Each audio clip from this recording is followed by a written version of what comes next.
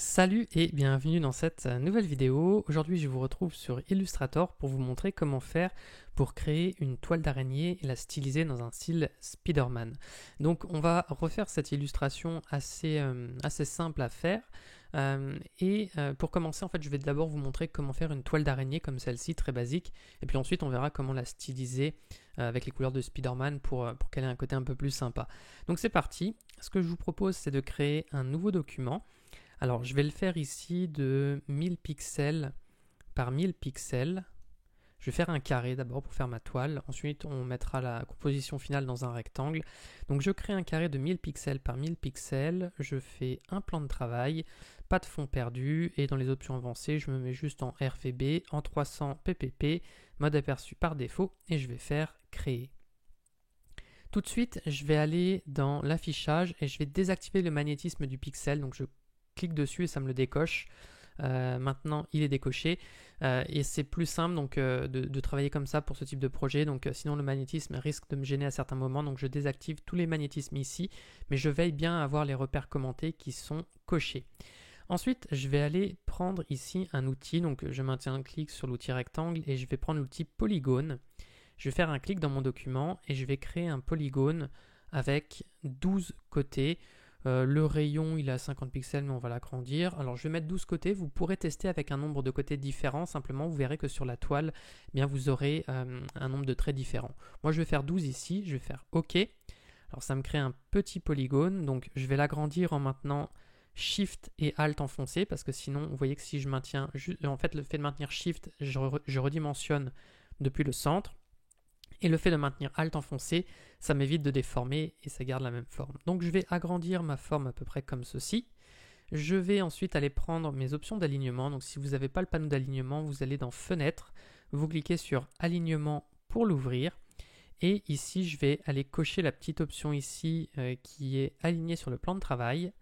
Et je vais cliquer sur les icônes ici qui me permettent de centrer mon travail. Donc là, je vais augmenter un peu l'épaisseur du contour. On va mettre 4 points, admettons, et je vais changer le style de contour. Je vais lui mettre un bord arrondi, un sommet arrondi et un bord arrondi, et une extrémité arrondie. Ça sera un peu plus propre pour la suite. Et ensuite, alors je peux faire un clic ici, quoique ça va pas marcher, mais je vais reprendre l'outil plume ici, et grâce au repère commenté, il va m'indiquer quand est-ce que je suis au centre. Donc là, je suis bien au centre, vous voyez, et je vais faire un clic au centre, et je vais aller faire un clic ensuite sur le point d'ancrage ici. J'appuie sur V, qui est mon outil de sélection, donc comme ça je reprends mon outil de sélection et je me retrouve avec cette forme là. Et ça, je vais ensuite aller prendre l'outil ici rotation, comme ceci, et je vais faire un Alt clic. Donc je répète parce que c'est un peu délicat si vous débutez sur Illustrator, mais donc j'ai fait mon trait, il faut vraiment bien partir du centre ici, donc veillez bien, je vais le refaire pour vous montrer, mais veillez bien à ce que vous ayez le centre ici, que ça vous indique que ce soit le centre, vous cliquez bien sur le centre et ensuite vous allez cliquer. Grâce au magnétisme du repère commenté, ça vous le fait directement. Vous cliquez sur le point d'ancrage. Vous appuyez sur V pour reprendre votre outil de sélection. Et là, vous allez sélectionner juste ce trait-là. Vous allez ici sélectionner votre outil rotation. Vous allez maintenir la touche Alt enfoncé et vous faites un clic encore une fois sur le point d'ancrage du centre. En fait, ça va nous permettre de faire une rotation à partir de ce point-là. Et ensuite, je vais ici, vous voyez, mettre par exemple 30 degrés. Je vais mettre aperçu.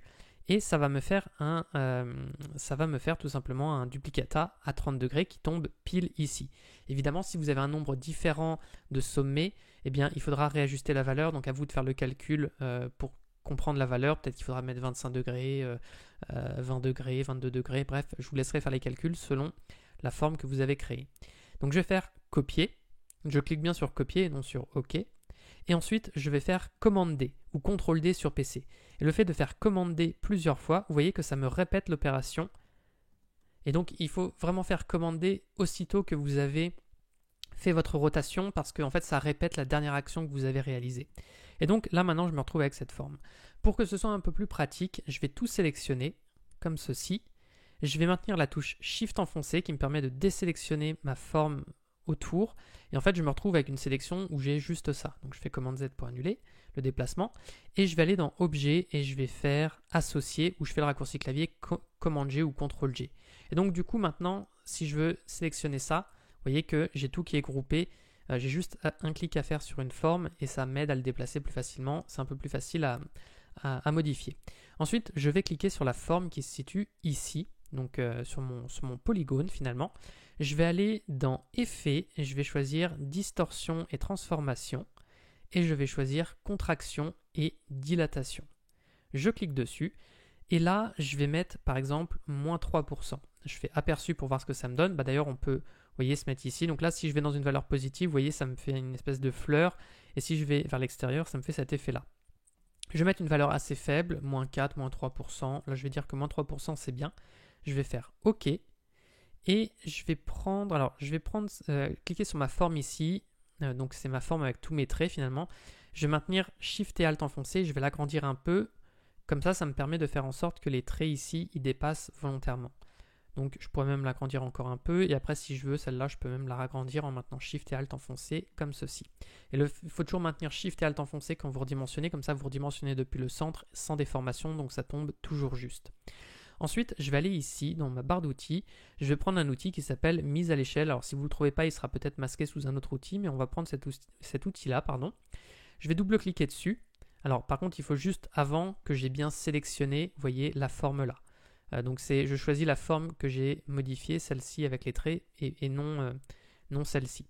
Je vais aller ici, donc je vais double-cliquer dessus, et je vais choisir ici le mode uniforme.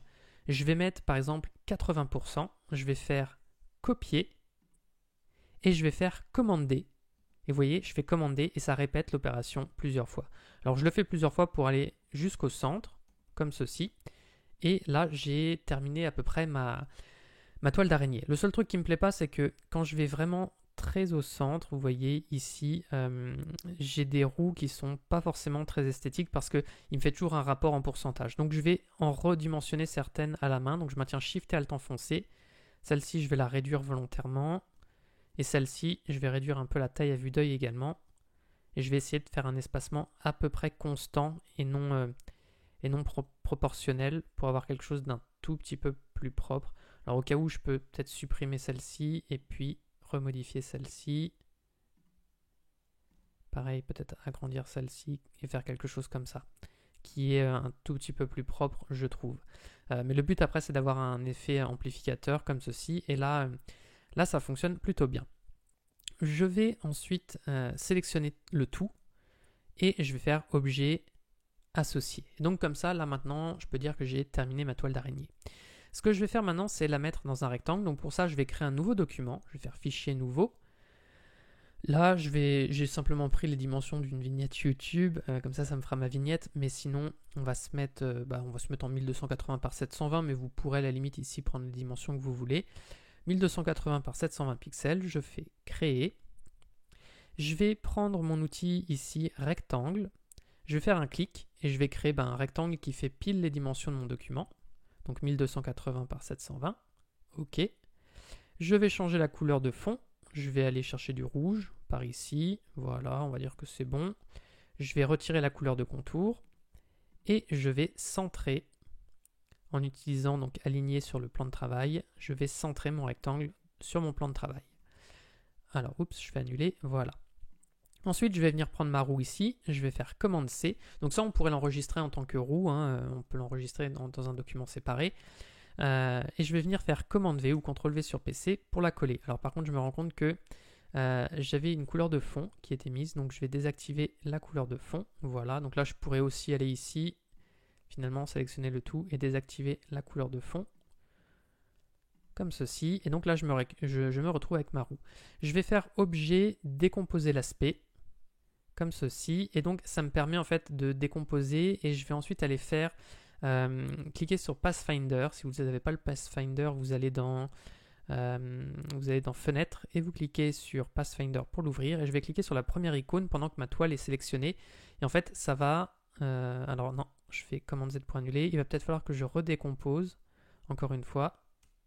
Voilà, il faut que je décompose donc 2 fois et ensuite je clique sur le Pathfinder, sinon ça ne marche pas.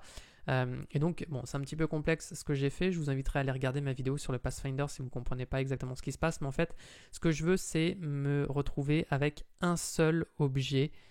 Et donc là, c'est bien le cas. En fait, je ne me retrouve plus qu'avec un seul objet. Et c'est une couleur de fond qui est mise. C'est-à-dire que ce ne sont plus des paramètres de contour qu'il y a dedans. ce sont simplement des paramètres de fond. Et donc maintenant je vais centrer cette forme dans mon document. Voilà. Je vais maintenir Shift et Alt enfoncé pour agrandir.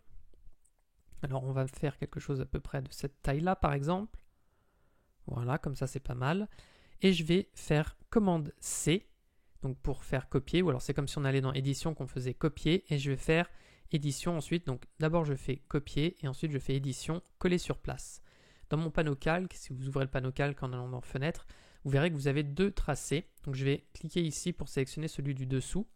On clique sur la petite icône ici, vous voyez ça me fait un carré bleu à côté, ça m'indique qu'il est sélectionné.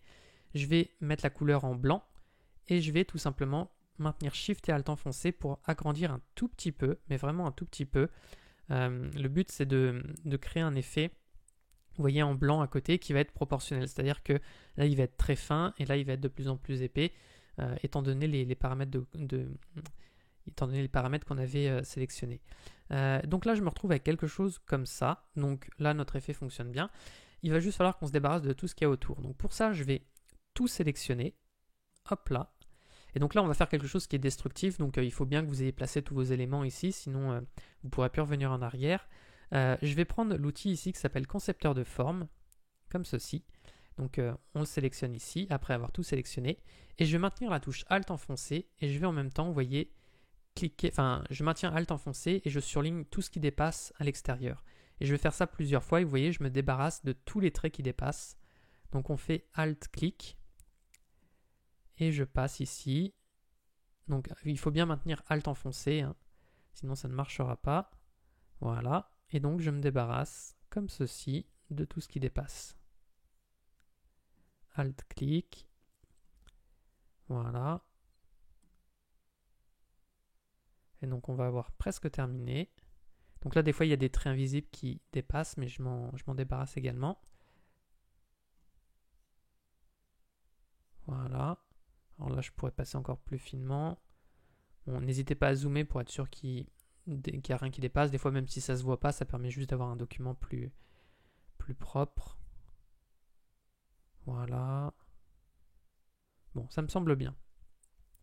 Et simplement, pour terminer, ce que je vais faire, c'est que je vais créer une ellipse. Je vais maintenir Shift enfoncé pour faire une belle ellipse. Enfin, pour faire un rond parfait, en fait, sinon ça me fait une sorte d'ovale. Donc, je crée une ellipse, je vais prendre l'outil sélection directe, on va faire des yeux. Donc pour ça, je vais supprimer le point qui est ici. Je clique dessus avec la sélection directe, j'appuie sur la touche supprimer du clavier. Je vais mettre un contour noir à ma forme, comme ceci. Alors vous pouvez voir que pour le moment, il n'y a pas de contour au-dessus, simplement parce qu'il va falloir que je reboucle ma forme, comme j'ai supprimé un point. Donc je prends la plume, je fais un clic sur un point, je vais faire un clic sur un deuxième point, ça me la boucle. Voilà. Et je vais placer ça ici. Je vais aller dans la rotation et je vais faire une rotation de 30 degrés. Je vais faire OK, ça me fait un œil assez colérique. Et ensuite, je vais prendre l'outil miroir. Je vais faire Alt-clic, alors à peu près au centre. Ce ne sera pas vraiment le centre, mais on va recentrer le tout dans un instant. Donc je choisis le mode vertical, je fais copier. Et alors, si les deux yeux ne sont pas vraiment bien placés, je peux les rapprocher. Donc, je vais maintenir Shift enfoncé. Comme ça, je déplace sur un seul axe. Ou alors, si jamais mes deux yeux ne sont pas bien alignés, ce qui est le cas ici, je maintiens Shift enfoncé donc pour sélectionner les deux. Je vais aller ici. Je vais prendre l'outil là qui me permet... Donc là, je fais aligner sur... je vais juste choisir sur une sélection. Je les centre comme ceci, l'un par rapport à l'autre. Je vais aller dans Objet, Associer.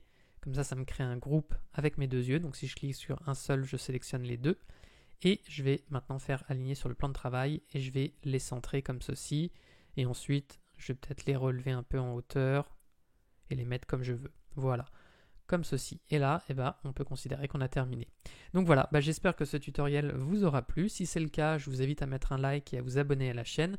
J'en profite aussi pour vous dire que si vous voulez progresser sur Illustrator, j'ai créé une formation d'1 heure offerte où je vous montre toutes les bases du logiciel pour commencer dans les meilleures conditions.